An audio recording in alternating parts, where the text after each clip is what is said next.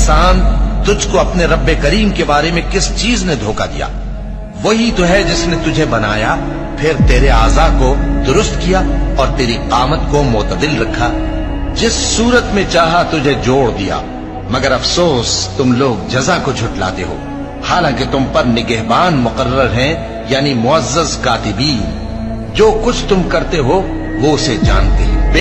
جو مسلمان دل کھول کر خیرات کرتے ہیں اور جو بیچارے غریب صرف اتنا ہی کما سکتے ہیں جتنی مزدوری کرتے اور تھوڑی سی کمائی میں سے بھی خرچ کرتے ہیں، ان پر جو منافق تان کرتے اور ہنستے ہیں، اللہ ان پر ہنستا ہے اور ان کے لیے تکلیف دینے والا عذاب تیار ہے۔ تم ان کے لیے بخشش مانگو یا نہ مانگو برابر ہے۔ اگر ان کے لیے 70 دفعہ بھی بخشش مانگو گے تو بھی اللہ ان کو نہیں بخشے گا، یہ اس لیے کہ انہوں نے اللہ اور اس کے رسول سے کفر کیا، اور اللہ نافرمان لوگوں کو ہدایت نہیں دیتا۔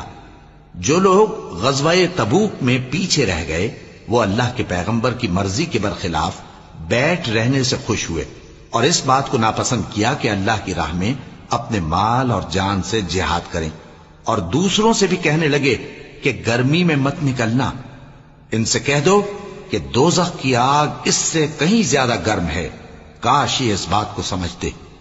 یہ دنیا میں تھوڑا سا ہنس لیں اور آخرت میں ان کو ان کے اعمال کے بدلے جو یہ کرتے رہے ہیں بہت سا رونا ہوگا۔